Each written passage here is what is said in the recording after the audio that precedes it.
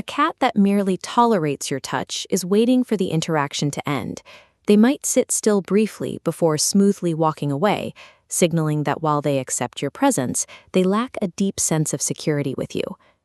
Cats prioritize environmental and physical signals to determine if they are safe.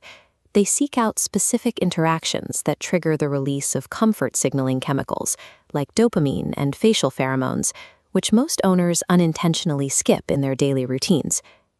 To begin aligning your habits with these needs, you'll need 10 uninterrupted minutes, a standard wand toy, and a handful of kibble. By adjusting how you touch, play, and speak to your cat, you can trigger these involuntary safety responses.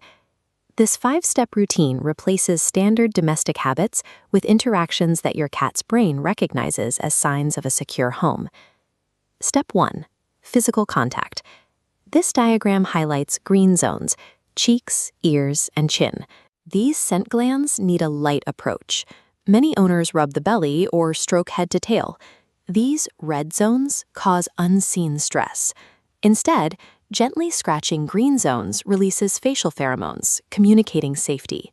You've hit the mark when the cat leans their weight into your hand, melts into the touch, and offers long, slow blinks. Restricting your contact to these scent glands ensures that every touch is a predictable signal of safety, rather than a source of overstimulation. Step 2 addresses playtime.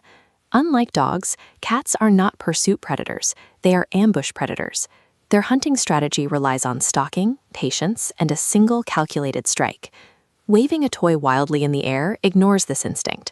It keeps the cat in a state of high arousal, but never allows them to finish the hunt, often leaving them frustrated or disinterested.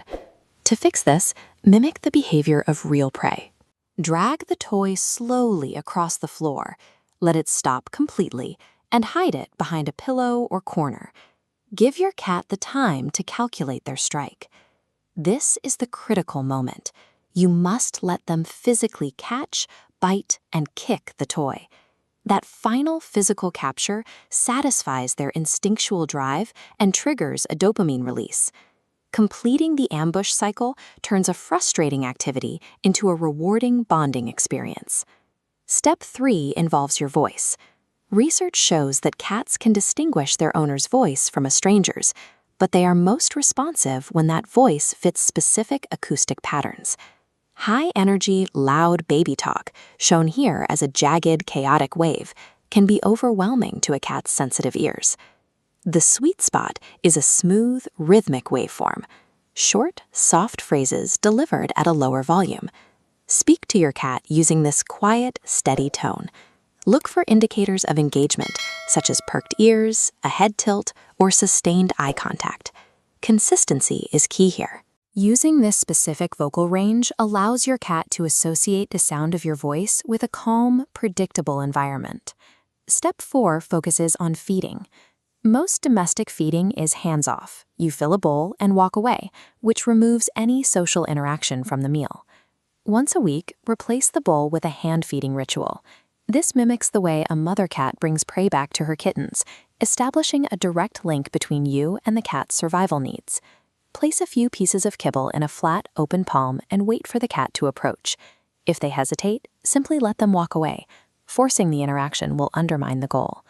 Offering food from your hand reinforces your role as a reliable provider. It builds a layer of trust that a static, automated food bowl cannot provide. Step 5 requires a change in physical perspective. From a cat's eye view, a standing human is a looming, dominant figure. Even when you are being affectionate, you are often leaning down from a position of height. Sit flat on the floor in the same room as your cat, with no specific agenda. Don't call them over or reach out to touch them. Simply occupy the floor at their level. Your cat will likely notice this change.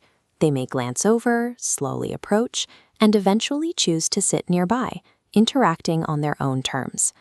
Removing the height differential creates an environment where your cat can choose proximity without feeling pressured or cornered. You have now completed the 5-step feline trust routine. By focusing on these specific sensory needs, you have shifted your interactions to match how your cat perceives safety. You will notice a shift in your cat's daily behavior.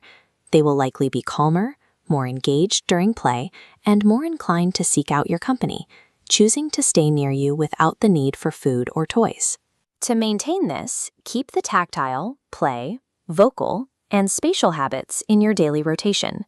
The hand-feeding ritual should remain a weekly event to keep it impactful. Strengthening your bond with a cat requires acknowledging their survival instincts and responding with predictability. When you align your behavior with their sense of safety, you develop a connection rooted in mutual comfort. Like and subscribe if these steps helped you connect.